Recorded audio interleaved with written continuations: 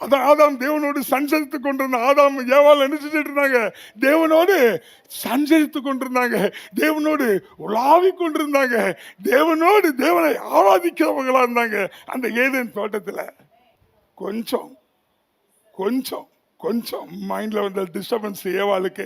லைட்டா திரும்பினா பிசாசு கிராஸ் ஆயிட்டான்.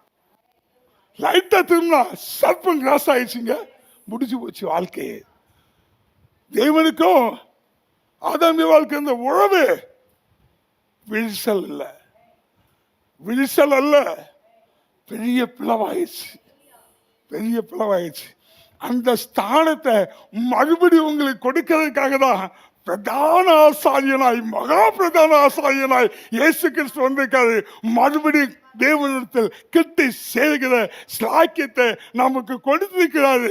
தேவனிடத்தில் கிட்டி சேரணும்னா ஒரே வழிதான்,